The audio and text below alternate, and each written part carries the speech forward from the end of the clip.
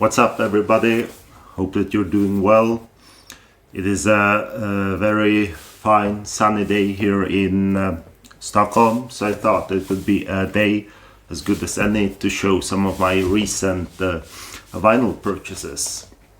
Some stuff which I've accumulated over the course of, a lot of this I picked up over the course of some of this stuff over the course of almost 6 months, but most of it is from the last month or so, or the last couple of weeks. And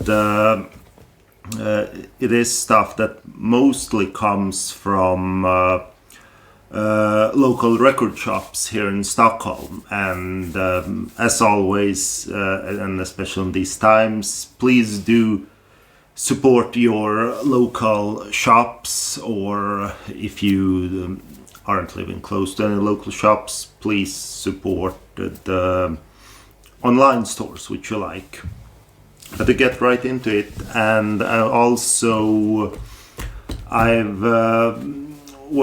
since I have quite a bit of records to show here, I'll do this in several videos, so I'll make it probably like a 3-part video, so it doesn't drag out too long, because knowing myself, I can't stop myself from talking a bit about each record. So, but yeah, I'll try to keep it as short, as concise as possible. But to start off right away, and this is a great one, and this is from a band which it was one of the last bands which I saw before, we all know what broke out and the entire concert scene fell into a coma. And that band was Heat, the great melodic hard rock / AR band from Sweden, and which I loved personally. Ever since they released their debut back in 2008, I believe. Yeah, and it was a great show, as they always do, and this is a really great one. More sort of a back to the roots record for them. It's more in line with their earlier records, and not as experimental as some of their later work has been, even though I like that too. So yeah, Heat, and the album is just called Heat 2. And the next one, and this is probably the so to say oldest record, the record that I bought, that I've had the longest of these new pickups. And this is another fantastic one, another Swedish band, and another band which I was lucky to see live before, all hell broke loose. And that is Hellus and their second album, Conundrum. Their second full-length album. They have they first released an EP, then a full length, and this is the latest one. And I saw them here in Stockholm on the start of their tour, luckily enough, and a great show. And this is also where I pick up this album.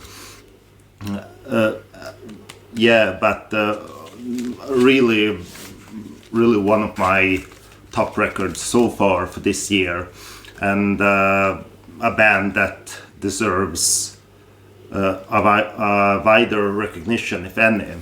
And if you aren't familiar with Hellus, how would I describe it? They're like a great mix of later 70s rock and earlier 80s stuff, but also some progressive elements. And on this album, they're more toward the early 80s. If you think a bit like the stuff that bands such as Camel and Alan Parsons Project did. And they describe themselves as adventure rock, and that really fits the bill here, I would say. But yeah, Hellus, Conundrum, do check it out. And on that note, I also bought a 7-inch single, which they released together with the album, which features 2 of the tracks. It's sort of a double A-side. It features 2 of the tracks that are featured on the album, and those are Tear of a Traitor, as well as another one of the, for me, top tracks of the record, Carry On. And why I'm calling it a double A-side is because, as you can see, they have cover artwork for both of these tracks. And I mean, once again, if you don't know Hellus, these are 2 top-notch tracks to check out. So yeah, let's just see if I can put this back. Yeah, there we go. Moving on, more Swedish stuff. It really is a great year for, great year record-wise, but not a great year in a lot of other ways. But release-wise, when it comes to new music, it is a great year for Swedish rock and Swedish hard rock, and this is another fantastic one. Lucifer with their 3rd record. I'm just trying to get away from the glare, which I should have planned on a bit before, but never mind. Yeah, Lucifer, the 3rd record, and simply called Lucifer 3. And I don't know, it's, I mean, just speaking of the title, and this is kind of a little nitpicking for me, just as the Heat record, which I showed, which is just called Heat 2, and this is called Lucifer 3. It is a bit, for me, I mean, I don't know if I should say like cliche for these days to just have a number as a title. I know that Led Zeppelin and a million other bands have done it, and that, I mean, it can be seen as sort of a statement. Like for example, for Heat, it was that like a return to their older sound, whatever. But yeah, never mind. I'm nitpicking. What can I say? Anyway, Lucifer 3, great. If you don't know it, like the music, like great throwback to a fantastic mixture of, I would say, equal parts Black Sabbath and Blue Oyster Cult. And this is also a band which I have a new 7-inch single to show with, and that's the this is the single called Fire Up and Ride, and this is an exclusive track that isn't featured on the Lucifer 3 record. And what's special about this single is that they recorded and printed it exclusively for Sweden Rock Magazine, for the subscribers. And I believe that it's still available as I'm doing this video. That's still available to get as a new subscriber. So you should, that's definitely a good reason as any to be a subscriber. And the track itself, I haven't heard it yet, but I wanted to do it until I got the 7-inch single. But I believe that they recorded it sort of a Motorhead sounding track, sort of a tribute to Motorhead and Lemmy, of course. Yeah, and for anyone that's wondering, I mean, obviously I'm not a new subscriber to the magazine. I mean, I've been writing for it for like 13 years, but I got my parents to get a subscription, and I asked them to to choose to pick up this single for me. So for anybody wondering, that is the reason why I'm holding it here.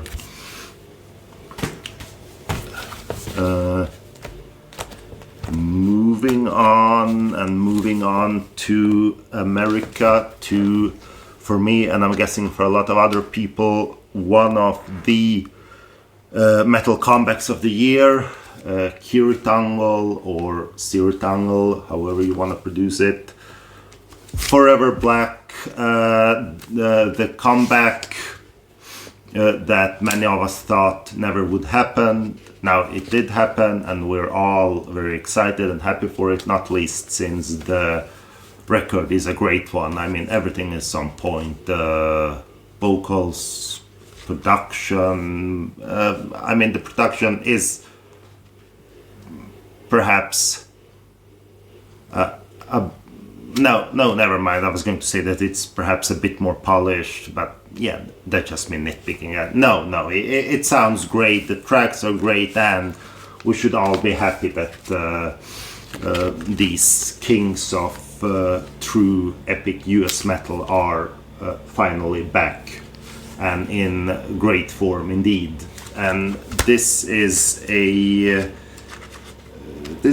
I'll just show the vinyl because it's cool looking, of course released on the Classic Metal Blade label, and this is I believe that this was called like a blue red splatter, but the colors are mixed as such that it's more like a purple clear vinyl with some splatter. And I don't believe that, I don't know if you can really see it now, but it does look very cool indeed. So yeah, another great record to check out, and it certainly lived up to the expectations, which I believe that a lot of us had. So yeah, Kiritangle, Forever Black, do check it out.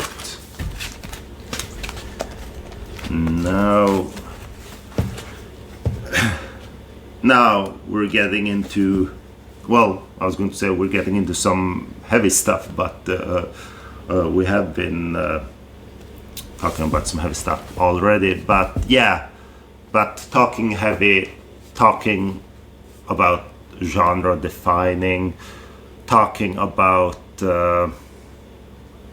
just talking about fantastic music in general. Battery, the second album, The Return, or The Return of Darkness of Evil, however you wanna call it. Classic album from 1985, and of course one of the records that truly defined the black metal genre. And this is actually the second copy of the album, which I have. I have the earlier. I also had the later pressing on what's it called, under One Flag label. But this is the original pressing on the Classic Black Mark label, including the the classic logo there with the goat and everything. And if you know anything about black metal, the first wave of black metal, what more needs to be said with classic tracks such as Total Destruction, Born for Burning, of course the title track, The Return of Darkness and Evil. Quarton, he truly was one of a kind. Nothing more needs to be said, really.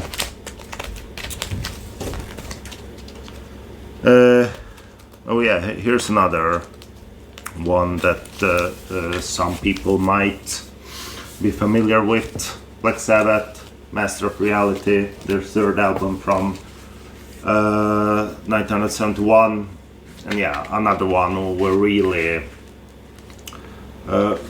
nothing much needs to be said. But this is another one where I had the I have another vinyl copy of it. I have a original first Swedish pressing with the you see the Vertigo Swirl. Yeah, you know the classic Vertigo Swirl label, but this is a later, also Swedish pressing, but later with the so-called spaceship label. And for anybody that's wondering, I mean, why? I mean, for anybody that isn't a record collector, that's perhaps wondering, well, why do you need several copies of the same album? I mean, and that's the question for that is, I mean, the answer to that question is there are just some records of which you simply can't have too many copies, and this is one of them. And I mean, everybody that has heard it knows why.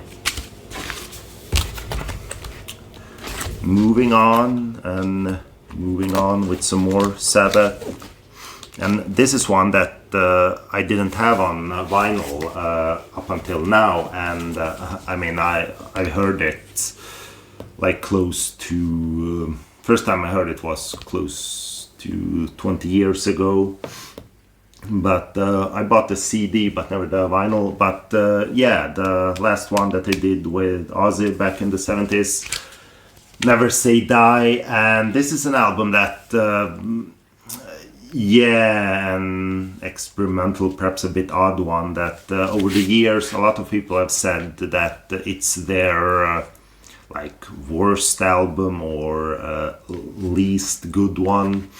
But I believe that it's been I mean, it's been should I say reappreciated. It has gotten more of a better more of a better word of mouth around it in the later years, I believe, and it has some great tracks on it.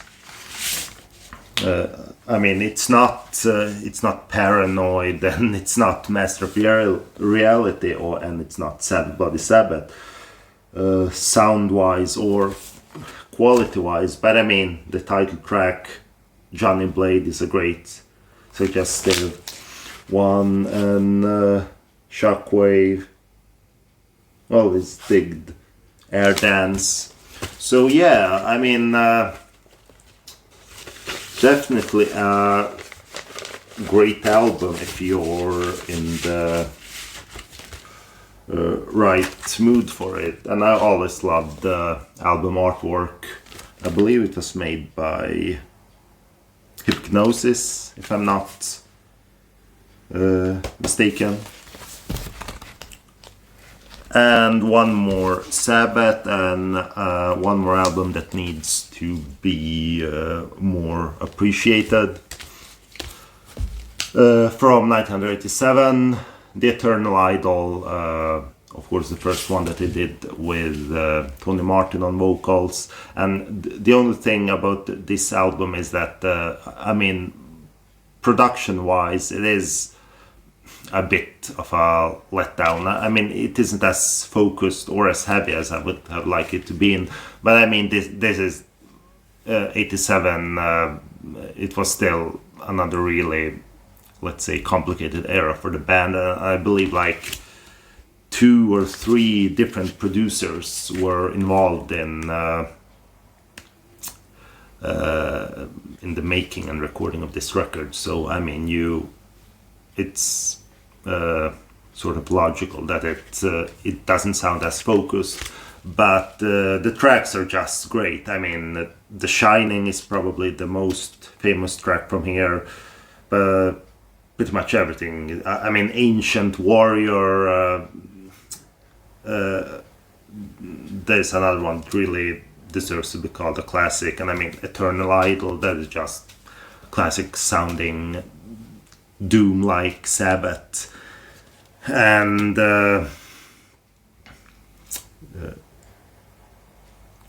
yeah, a great album indeed. And this is like the only one with Tony Martin that has been reissued in the later years, and a lot of, I mean, all of these later records such as Hellus Cross, To Your Cross Purposes and so on, well, we're sitting here keeping our fingers crossed that they are coming out as reissues one day. I mean, even though I have all those records on CD and vinyl, but I mean, quality reissues with bonus tracks and so on are always welcome. So that was some heavy stuff, and now we go into, well, I have a couple more that I'll be showing in this video, and Chris de Burgh, Spanish Strain and Other Stories, and this is well, a great classic singer, songwriter, melodic rock type of stuff.